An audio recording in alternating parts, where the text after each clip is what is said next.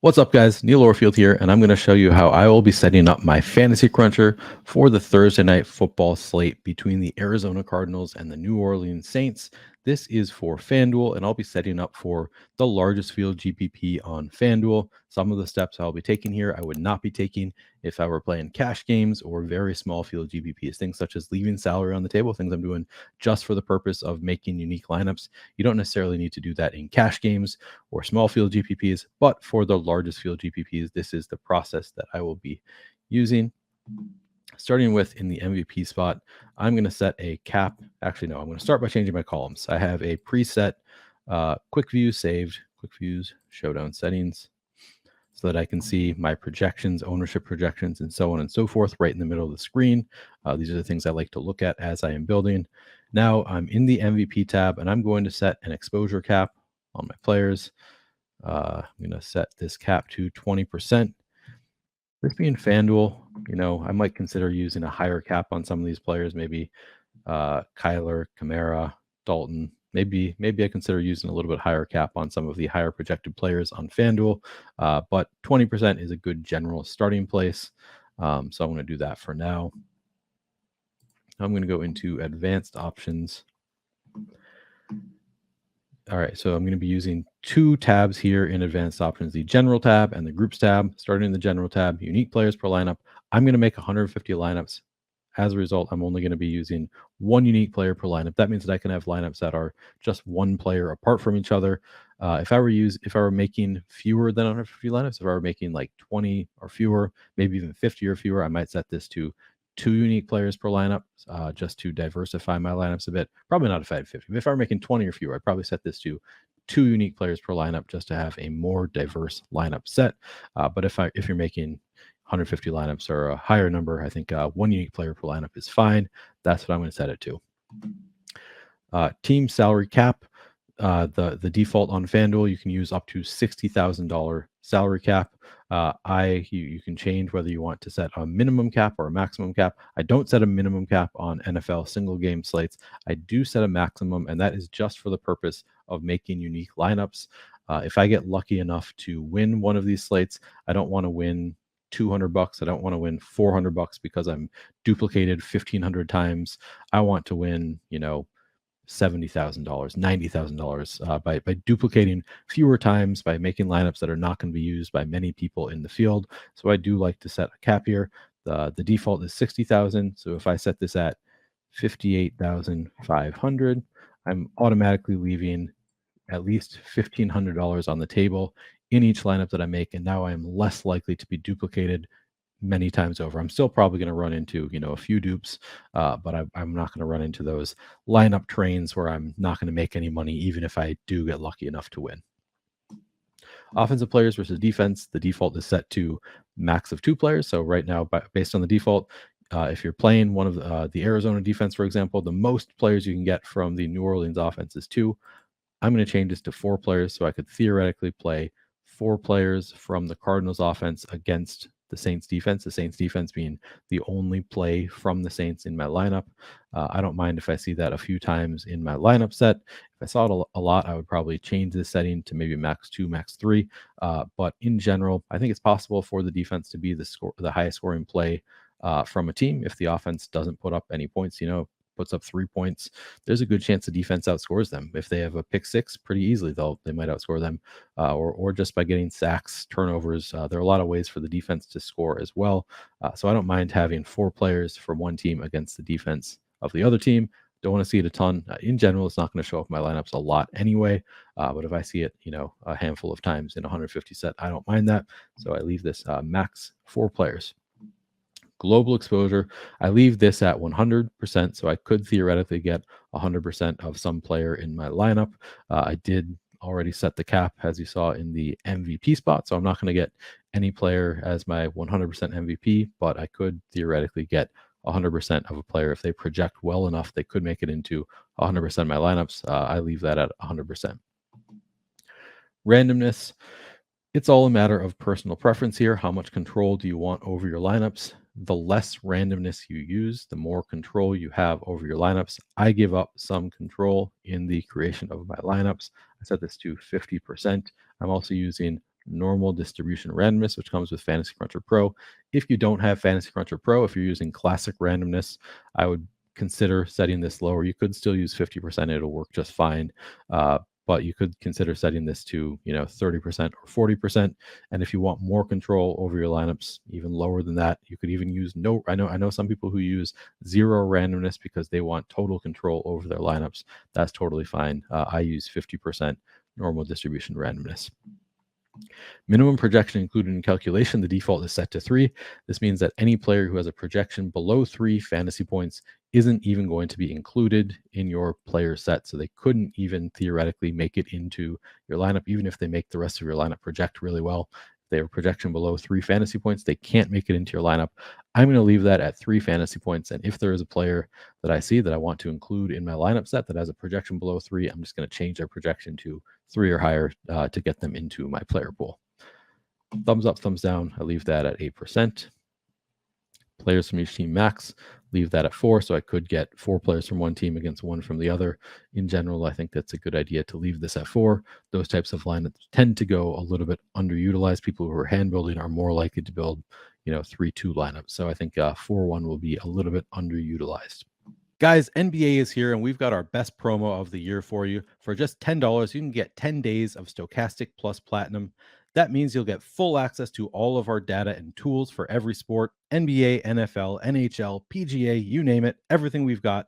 You'll also get our new lineup generator, which allows you to enter some very basic settings to build and export up to 20 lineups using our data. The builder comes preloaded with settings used by top pros like Alex Baker and Steve Buzzard to help you build great lineups.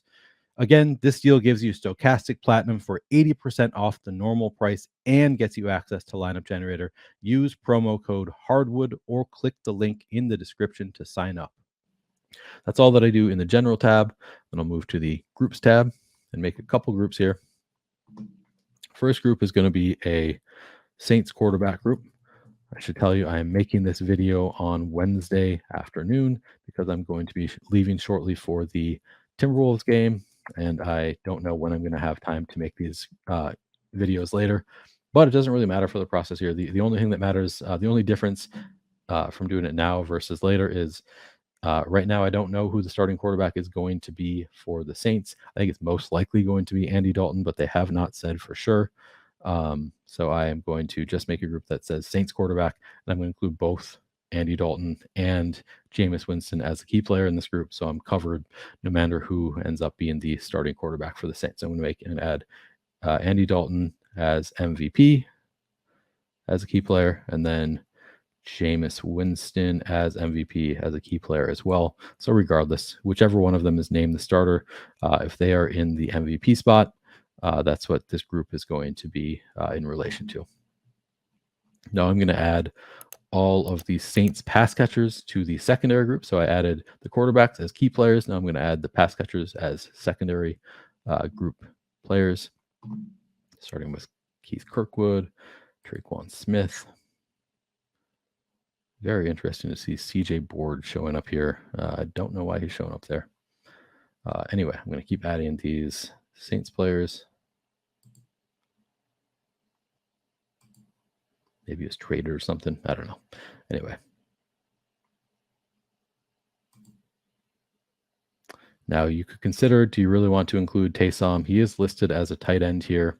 In theory, he could receive a pass. I don't know that he has yet this year. You could just leave him out of this group. I'm going to include him because I tend to be overly inclusive as I make these groups, but don't necessarily need to. Also including the running backs.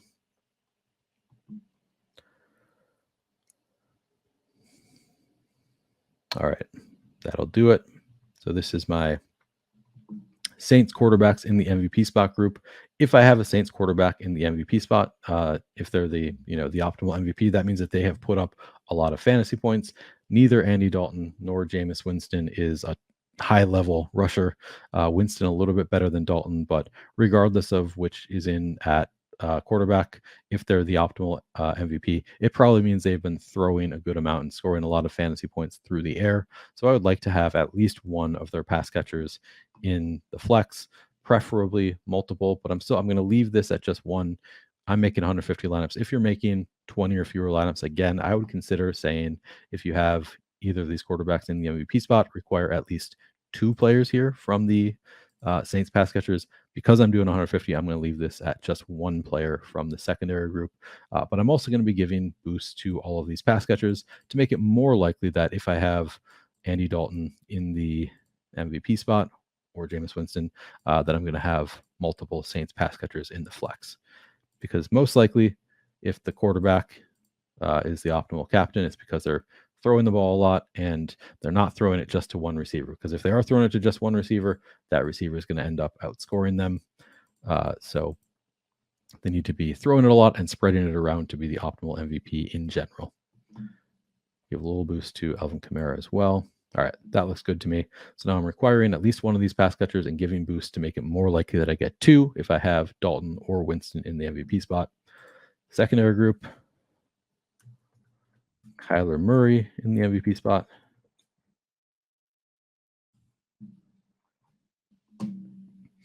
And same thing coming down here, MVP, Kyler MVP, making him my key player. And I'll be adding all these Cardinals pass catchers to secondary group.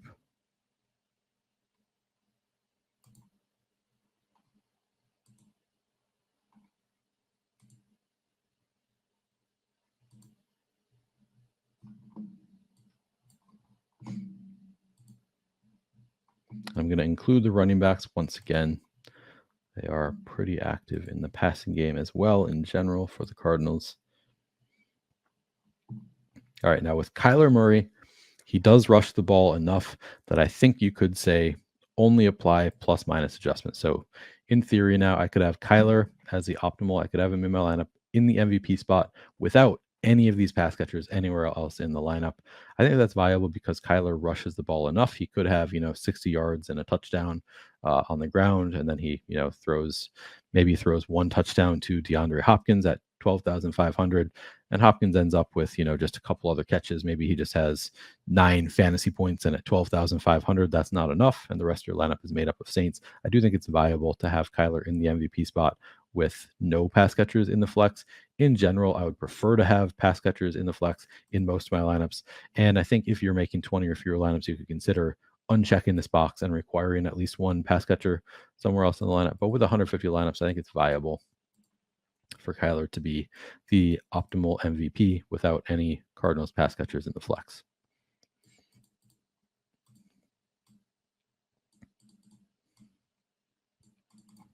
But again, making it more likely to get Cardinals pass catchers in the flex if I do have Kyler in the MVP spot, because I'm giving them projections boosts for lineups that have Kyler in the MVP spot.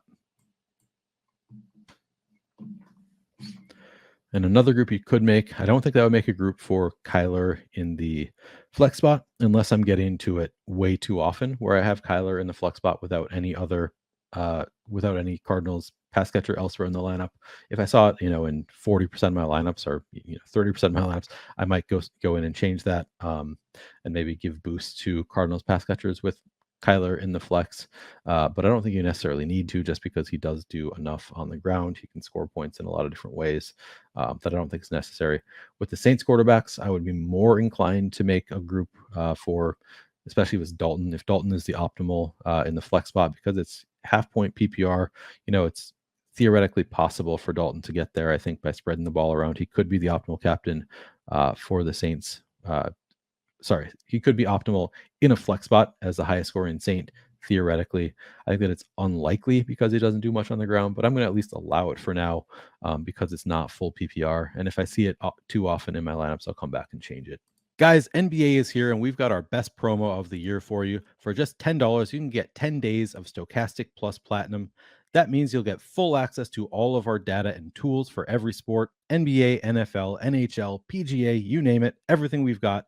You'll also get our new lineup generator, which allows you to enter some very basic settings to build and export up to 20 lineups using our data. The builder comes preloaded with settings used by top pros like Alex Baker and Steve Buzzard to help you build great lineups. Again, this deal gives you Stokastic Platinum for 80% off the normal price and gets you access to Lineup Generator. Use promo code HARDWOOD or click the link in the description to sign up. All right, looks good. We've got the MVP cap set at 20. Everything is good here. All right, so I'm just going to crunch out 150 lineups using my projections and see what comes out. So right away, you see Andy Dalton in the MVP spot with 2 Saints pass catchers. Like to see that. Positive correlation there. Kyler with Rondale Moore. Positive correlation there. First lineup looks great. Second lineup, Kyler in the MVP with just Rondale Moore in the flex. I don't mind having just Rondale with Kyler because Kyler does do enough on the ground, picking up fantasy points that way. Chris Olave in the MVP. He does not have Andy Dalton in this lineup. I don't mind seeing some lineups that have Olave at MVP without the quarterback elsewhere in the lineup. I think that is viable. So that looks good to me. Obviously, there is positive correlation with Olave and Andy Dalton. Most likely, if Olave is the optimal MVP, Andy Dalton's putting up some fantasy points too. But, Olave could be doing it without scoring touchdowns, just gets, 8 catches for 100 yards and no touchdowns. That's a lot more points for Olave than it is for Dalton. So it is viable to have him there without Dalton in the lineup. So far, not seeing any lineups that I hate that I think are not viable. Not seen any 4-1 or not seen many. We've seen a couple. Kyler with 2. Dalton with 2. In general, I think these lineups look pretty good, to be honest. Here we've got Dalton in the MVP spot with just Juwan Johnson in the flex. So I don't want to see a ton of lineups like that because I don't think it's extremely viable. I think that most likely, if Andy Dalton's in the MVP spot, it's because he's throwing for multiple touchdowns or throwing for a lot of yardage. And that would probably be, he'd have to be spreading the ball around. If he's throwing it too much to Juwan Johnson, then Juwan Johnson's probably going to outscore him. So it's kind of a thin line for Dalton to be the optimal MVP without multiple pass catchers, but it is possible. So in 150, I don't mind seeing it occasionally. If I were making fewer lineups, as I said, I would probably set it in the group to require at least 2 Saints pass catchers if I have Dalton in the MVP. In general, though, for 150 set, I'm okay with how these lineups are turning out. They look correlated well enough. They look viable to be in the optimal. Here's another one, Dalton MVP, just Juwan Johnson in the flex. Consider grouping that out. But for now, 150 set, if I have a few, I don't mind it. Dalton with just Juwan Johnson again. Starting to see that one a little bit too much for my comfort. Maybe I'd go back and give a bigger boost to some of these other Saints pass catchers in lineups that have Dalton in the MVP. Here's Dalton and Traquan Smith. Here's Dalton in the flex without any Saints pass catchers elsewhere in the lineup. Again, it's more viable on FanDuel than it is on DraftKings because it's just half-point PPR. It could work out. In general, I prefer to have a Saints pass catcher somewhere else in the lineup if I have Dalton in the flex. But again, if I see it just a few times in 150, I'm okay with that. Here's another one. So maybe I'd come back and group that out and say, if I have Dalton in the flex, at least give a boost to Saints pass catchers somewhere else in the lineup. But if I see it just a couple times, I don't hate it. All right. Anyway, this is my general process. Just looking through my lineups, making sure they correlate well enough, thinking about whether I need to go and change my groups at all. And then I'll go through and look at individual player exposures, looking okay at quarterback. Currently getting not a lot of Benjamin at 1,100. The price tag is high. If he ends up being the starting running back, obviously you're going to want more. Not a ton of Mark Ingram. Do I want to give him, a thumbs up to try and get more? Wide receiver. I just go position by position, look at how much I'm getting into different players. Do I want more? Currently, Greg Dorch, here's an example of somebody we've got him projected for 0.8 fantasy points. Our minimum is set to 3 fantasy points to be included in our player pool. So he's not currently in our player pool. If I want Greg Dorch to be in our player pool, I have to give him a projection boost of at least 3. He's probably still not making it in at a 3 fantasy point projection. Probably needs to be higher than that, but start there and I'll go same thing. Keith Kirkwood. I change these things incrementally until I start seeing them in my player pool. Maybe I want more than 11% Deandre Hopkins. Give him a thumbs up. Anyway, this is I'm not actually making these decisions right now. I'm just showing you the thought process I go through. I go through position by position and I look at each player. How do they project? Am I happy with the amount I'm getting of them? I can see right now, giving the thumbs up to Taysom, not going to be enough with 8% boost. If I want him to get into my lineups, I probably need to give him a little bit of a projection boost. I'll start with put him at 9, see if he gets in there. Now I'm not going to get a ton of him because I have him projected worse than Zach Ertz at a higher salary, but maybe he makes it into a few lineups this way. And Taysom is obviously the kind of guy who can put up a lot of fantasy points. Steven Anderson, don't know if I want him in my player set. Nick Van maybe I do. Give him that little 3 projection. Not getting into much of these defenses. Maybe I give him a thumbs up. And then I crunch again. And I go through the same process again. I look here, see if I'm getting to lineups that correlate well. And then I look at position by position. Am I getting to exposure levels that I like at different players? See here, I'm only getting 2% of the Saints defense. Maybe I want to give that another thumbs up. If the thumbs up aren't enough, I'll go in and, like I did with Taysom, give a little projection boost. And I'll end up crunching several times until I get to exposure levels that I like and lineups that correlate well. And show you if I sort by my projected. Yeah, seeing some good lineups to the top. Kyler with a couple pass catchers, Dalton with a pass catcher in the flex. These all look well correlated. Player sets look good. So this is my general process, and I'll crunch several times until I get to exposure levels that I like and make sure that they're still correlating well. But as I said, I'm not going to crunch all of it now. I'll do a lot of the work tomorrow after we get inactives. As of right now, the Saints haven't even named a starting quarterback, so we've got some news ahead of us, but I will be going through this same process tomorrow. This is my general process. I hope you can find some success tomorrow using this or a similar process. Good luck.